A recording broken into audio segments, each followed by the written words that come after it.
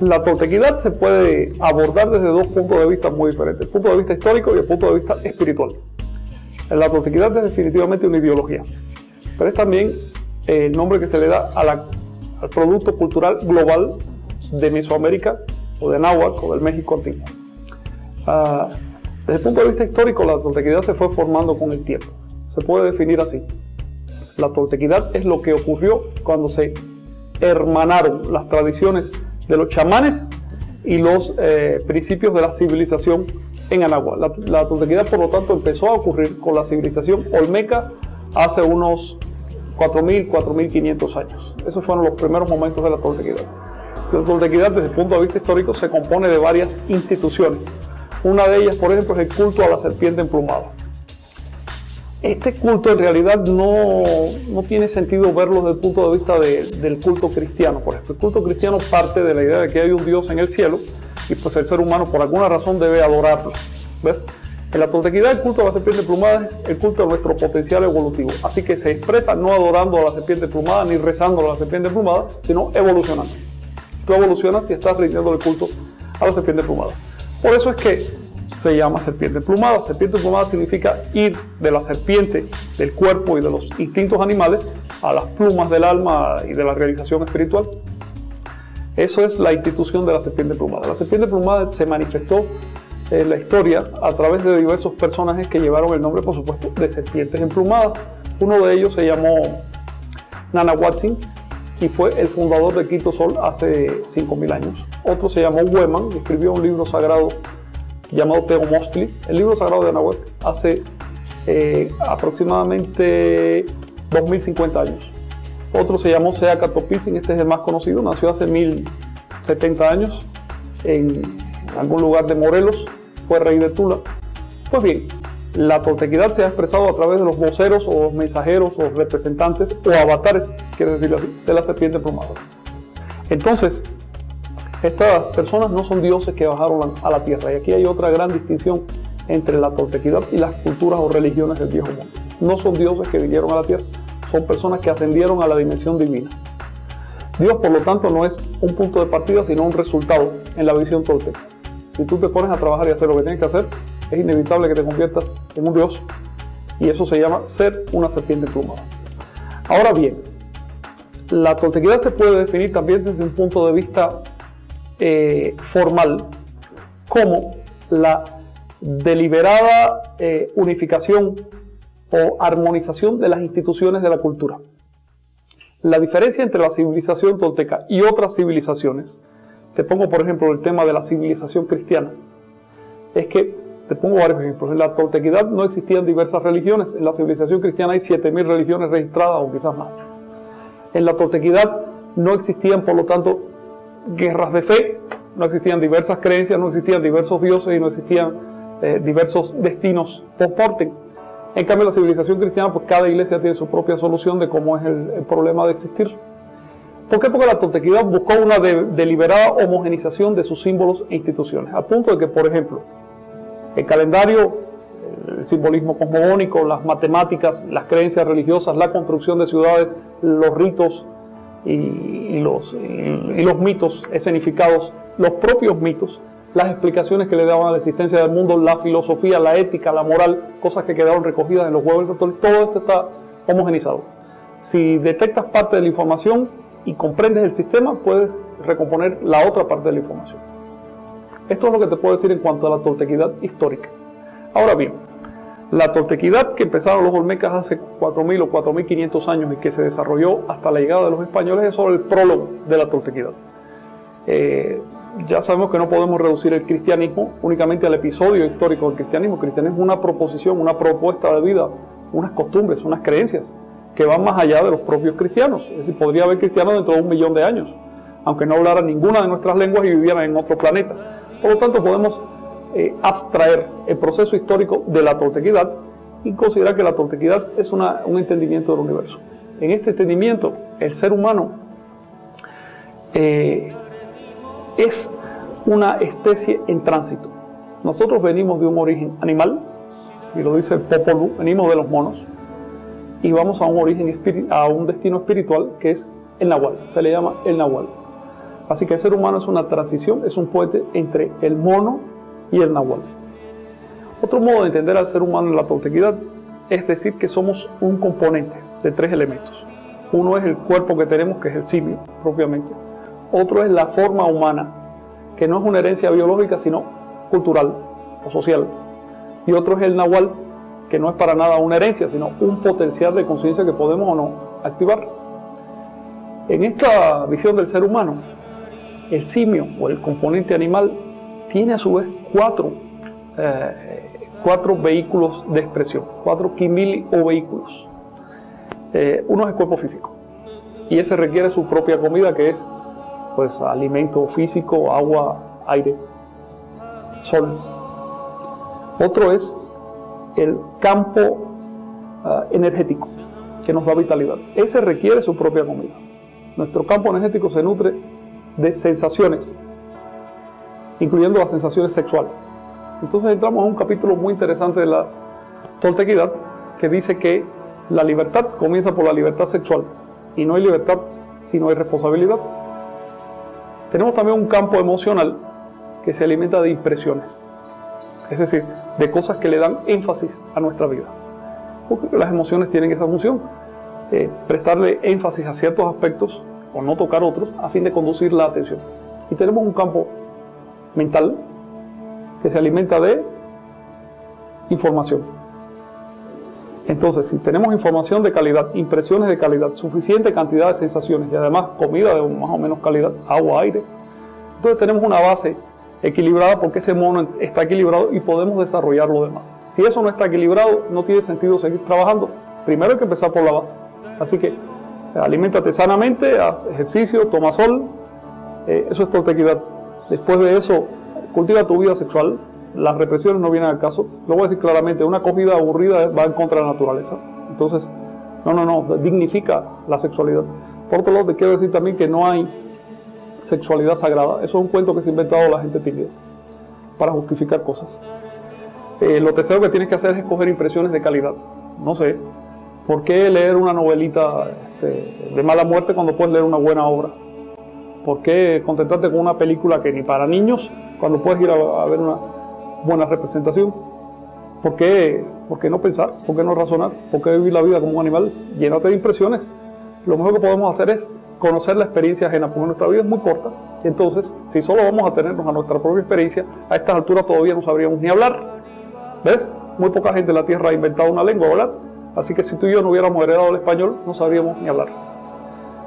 Lo tercero es información de calidad. La información de calidad es aquella que te ayuda a crecer en cuanto a potencial de conciencia. En la toltequidad se dice que el propósito del ser vivo es acrecentar la conciencia. Se dice que ser es evolucionar. Si no estás evolucionando, pues no estás siendo realmente, estás retrocediendo y vas a la muerte. Ser es crecer. Por lo tanto, si nuestro propósito es acrecentar la conciencia, tenemos que escoger aquel tipo de información que nos lleva en ese camino, en el camino de acrecentar la conciencia o la percepción. Te pongo un ejemplo de qué significa acrecentar la percepción.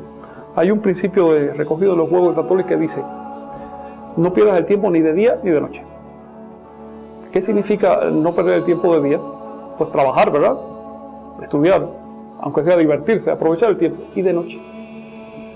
¿Qué significa aprovechar el tiempo de noche? Bueno, en nuestra cultura cristiana occidental nos han enseñado que la noche es para tirarse a dormir como un saco de papas o como un animal X. Y entonces simplemente déjate arrastrar a los sueños, por estúpidos que sean.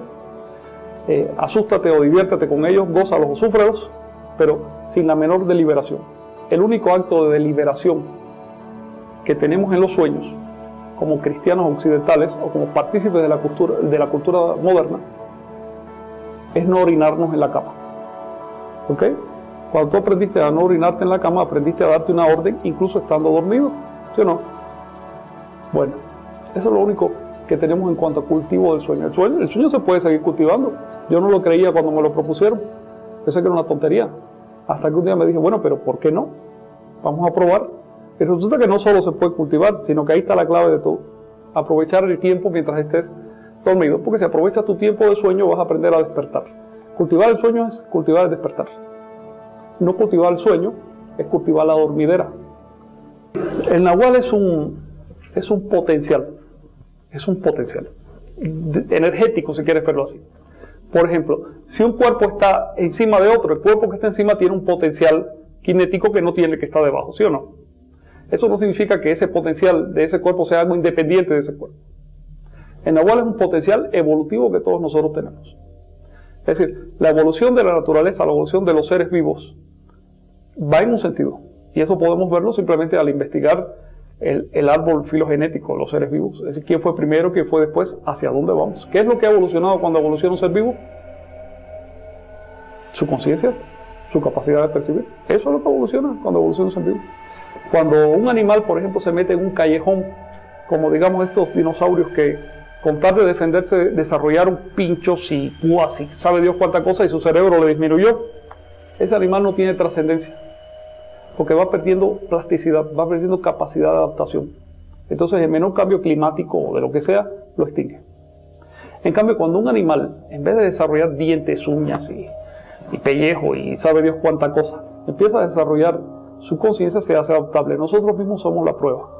Probablemente somos el ser vivo más adaptable de la naturaleza. Estamos desde los polos hasta la selva y cambiamos el clima si es necesario con tal de sobrevivir. Hoy estamos haciendo una lucha ecológica por mantener las condiciones que son favorables a nuestra especie en la Tierra. Y estamos haciéndolo. Y vamos a ganar esa lucha porque queremos seguir viviendo. Fíjate. No nos interesa que sean condiciones favorables a los mosquitos o a las cucarachas. Nos interesa que sean condiciones favorables a nosotros o a los animales parecidos a nosotros. Porque estamos defendiendo nuestro derecho a percibir. Nosotros estamos defendiendo nuestra permanencia porque queremos seguir percibiendo más y mejor. El desarrollo, la evolución del ser humano llegó a un punto de estancamiento biológico hace 2 millones de años. En ese momento surgió la cultura como respuesta a ese estancamiento. En adelante ya no vamos a evolucionar porque crezca el cerebro, porque nos salgan nuevos apéndices o miembros o algo así. Para nada. La evolución es a través de la cultura. Cultura significa el cultivo integral de todas nuestras facultades, no solo el cultivo del intelecto. En Occidente la cultura se plantea como leer libros preferentes de Europa, por ejemplo, y entonces ya te consideras una persona culta, aunque no sepas nada de nada más. No. Si tú no sabes cultivar, controlar tu sueño, eres una persona inculta. Entonces hay que prestar atención ahora mismo a esos aspectos de nuestro ser que todavía están incultos. Hay gente que sabe cuándo se va a dormir y sabe que va a soñar. Y hay gente que sabe que vivimos en la naturaleza de un sueño. La mayoría no lo sabe, la mayoría no se da cuenta. Por eso sigue siendo víctima de los vaivenes propios del sueño. Quienes sabemos que vivimos en un tipo especializado de sueño, estamos dispuestos a cambiar la realidad. Y lo estamos haciendo.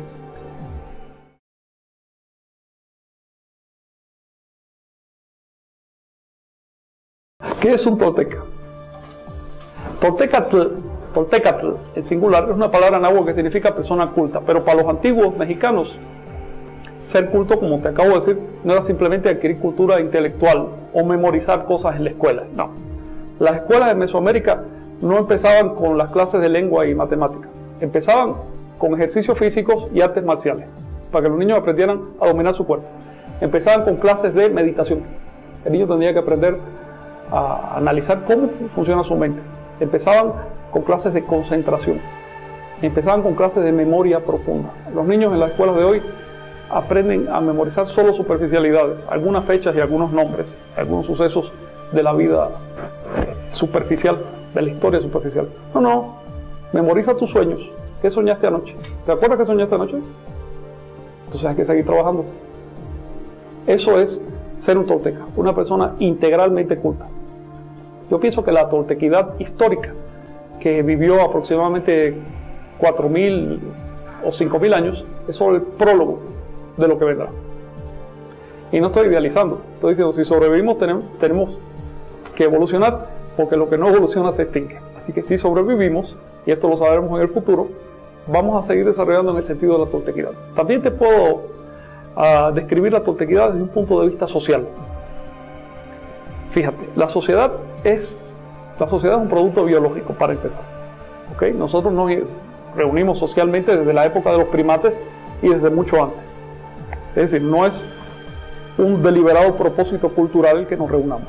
La gente busca compañía. La sociedad genera sus propias reglas. La sociedad refleja las reglas evolutivas de cada uno de sus miembros. Nosotros como seres humanos hemos atravesado por dos estadios evolutivos muy diferentes. El primero fue la conciencia del medio. Cuando teníamos conciencia del medio, pues aprendimos a comernos el bichito que nos pasaba por delante y a defendernos de que nos comieran. Eso se llama tener conciencia del medio. Un animal que tiene conciencia del medio acepta pasivamente el medio y jamás se propone cambiarlo. Por supuesto que ejerce una influencia sobre el medio, pero inconsciente, pasiva. Digamos, los corales modifican profundamente el medio, pero no se dan cuenta de que están modificando el medio. Por lo tanto, ellos están circunscritos a un estrecho rango de medio ambiente. Si cambia 2 grados la temperatura del agua, se extingue. ¿Ves?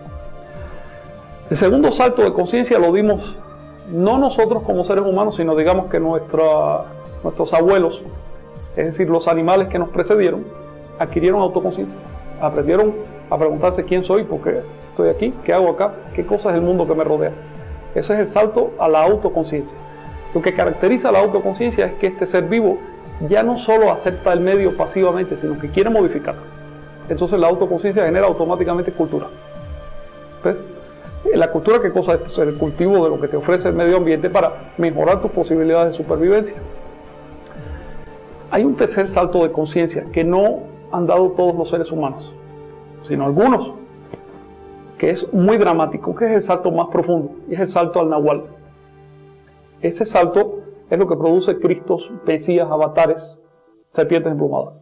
Una serpiente emplumada es un ser humano que tuvo una mutación de conciencia. Esa mutación no hay que esperarla porque no es natural. Esa mutación hay que inducirla, hay que provocarla. Se puede provocar y la prueba es que ahí están. Nosotros estamos hablando una lengua de estirpe cristiana. ¿Por qué? Porque hubo un individuo que quiso cambiar la historia y lo hizo. En la India hubo otro que quiso cambiar la historia y lo hizo.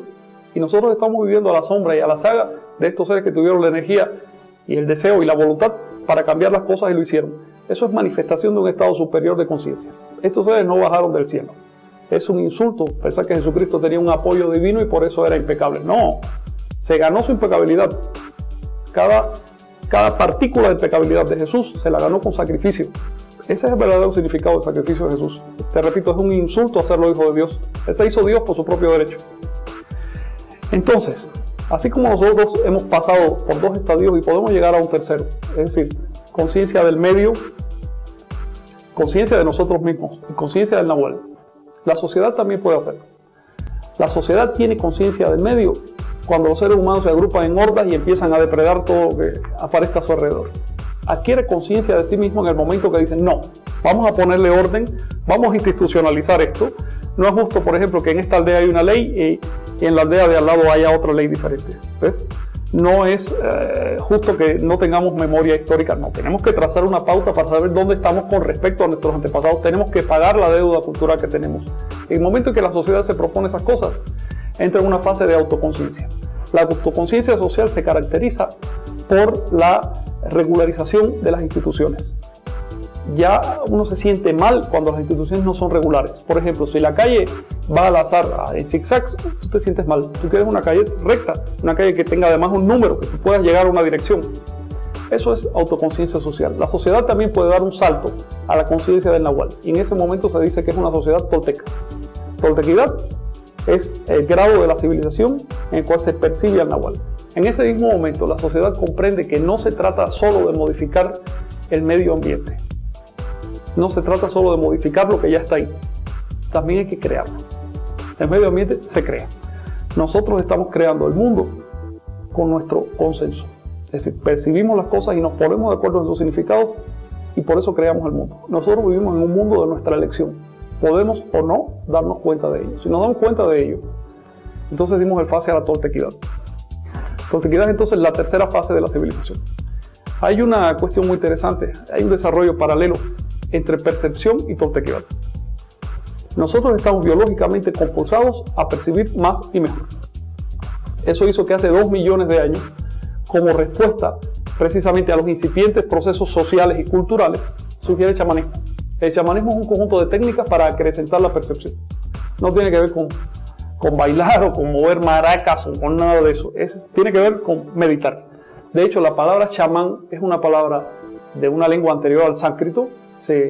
Por primera vez salió a la luz en un libro de hace 600 años del budismo, y chamán en esa época quería decir meditante. Después pasó esa palabra a los meditantes de Siberia, y finalmente los antropólogos rusos la descubrieron y pensaron que era siberiana. No, la palabra viene de la India y quiere decir una persona que hace meditación, es decir, que cultiva su percepción. Cuando el chamanismo llegó a América, sufrió una mutación muy peculiar, porque empezó a hacer una revisión sistemática de sus técnicas y una normalización. El chamanismo de América empezó a desechar todas las actitudes folclóricas o étnicas, que en realidad no son chamanismo sino cultura. ¿Ves? Actitudes culturales que lo estaban contaminando. Así surgió una casta de chamanes que se llaman los videntes abstractos. Es decir, ellos están buscando la esencia del ejercicio y no sus formas aparentes. No se trata de fumar en pipa y tener un perro o un caballo para ser chamán, eso es una estupidez. El chamán es poder sentarse aquí, salirse de uno mismo y mirarse de frente. Si haces eso, eres chamán. Pues bien, el chamanismo a través de la toltequidad se convirtió en nahualismo. Nahualismo es la fase superior del cultivo de la percepción. Nahualismo se llama así porque procura la educción o manifestación del nahual. ¿Qué quiere decir cuando el nahual se educe o se manifiesta en nuestra vida? Significa que en ese momento ya el sueño y la vigilia son una misma cosa para ti. Que cuando despiertas en la mañana saliste a otro tipo de sueño. Y puesto que eres el sujeto del sueño, eres el dueño del sueño. Y puedes modificarlo. Solo que la modificación del sueño tiene reglas. ¿Quieres modificar la pared a cabezazos? Pues ella puede más que tú. Porque ella sigue sus propias reglas. ¿Ves? Tienes que darle la vuelta a la pared. Entonces hay que aprender a ensoñar. El ensueño tiene pasos, pero eso ya es tema para otra plática.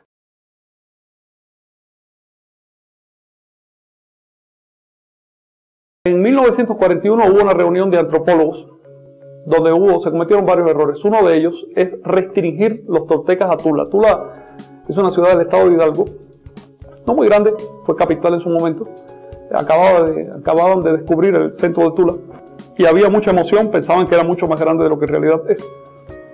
Y como se llama Tula, pues quisieron aplicarle a Tula el gentilicio tolteca, cuando en realidad este gentilicio aparece en las fuentes mexicas siempre hablando de un grado de pertenencia cultural, no de la ciudadanía. Es decir, Tula solo significa en lengua náhuatl capital. La Tula de Hidalgo se llama capital, como también Tenochtitlan, México se llamaba capital, o Teotihuacán se llamaba capital, Tula. Entonces, tolteca es una persona culta en sentido general en México antiguo. Este error de 1941 fue subsanado después en 1960 o 61 por Loret Seyurné, que dijo no, tolteca es el devoto de la serpiente plumada. Pero bueno, esa opinión no se tuvo en cuenta porque finalmente, ¿sabes qué pasa? La cultura de la India produjo el hinduismo, ¿ves? La cultura musulmana produjo el islam, la cultura cristiana produjo el cristianismo. Nosotros, porque tenemos prejuicios raciales y prejuicios culturales, consideramos que los mesoamericanos eran salvajes que no tuvieron un producto cultural unificado. Entonces, pues, si aparece una palabra como toltequidad, pues es preferible asignársela a una simple ciudad, a un grupo de personas, antes de confesar que también los mesoamericanos o los anahuacas crearon una religión propia, una cosmovisión propia, y que esa tiene nombre propio. Por supuesto, era muy consciente, se llama toltequidad. Yo creo que la resistencia de los antropólogos en ver las evidencias es prejuicio. Por ejemplo, cualquier antropólogo que sepa un poquito de náhuatl sabe que el primer diccionario de la lengua náhuatl, escrito por el padre Molina en 1571, publicado en el 71, dice claramente: toltequidad es el arte para vivir. No menciona a la Tula de Hidalgo. Pero los antropólogos, ya sabes, representan, un punto de vista occidental, representan la religión cristiana, y pues este tipo de manifestaciones nativas pues no se ve muy bien. ¿Alguna cuestión más? Sí, una más. Sí. A veces quedamos embelesados con las palabras y nos quedamos simplemente en la superficie. Cuando comentas nahuatl, ¿tiene alguna razón de ser esa palabra para explicar a los chamanes en el México antiguo? ¿Qué significa nahuatl? Nahuatl significa la raíz nau significa exponencial. se puede interpretar como duplicado, pero la verdad no le da nombre al número 2, que es Ome, sino al número 4, que es Nahui, porque 4 es el primer exponente natural, ¿ves? Primer cuadrado natural, de hecho. Entonces Nahual simplemente significa ser tú mismo en un orden superior, es lo que es un exponente. El mismo número, pero en un orden superior, se multiplica por sí mismo. El Nahual no es una cosa aparte de uno. De hecho, el Nahual es uno.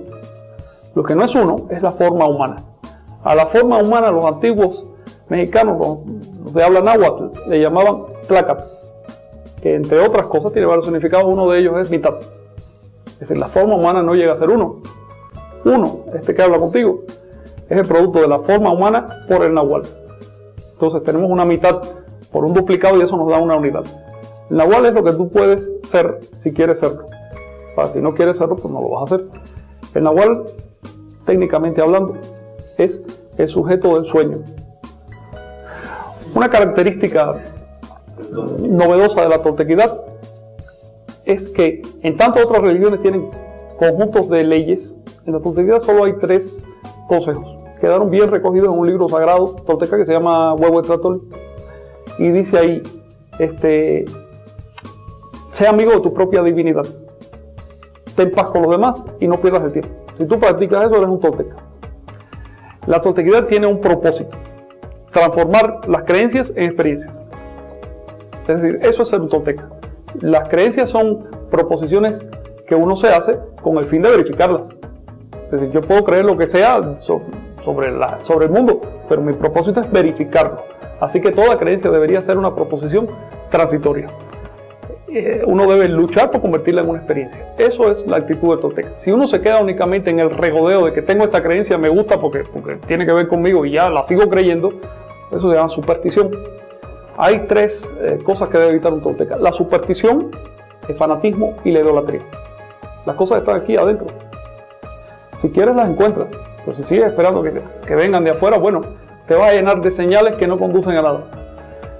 Por otro lado, hay que desechar el fanatismo por lo siguiente. Esto es un principio que enunció Seaka Topilsin y que queda escrito en los Huehuetlactoli. Les dijo: vayan por el mundo y busquen las cosas buenas que hay en las demás religiones y en las demás culturas. Si encuentran una cosa que vale la pena, tráiganla para que acrecienten el modo de vida tolteca.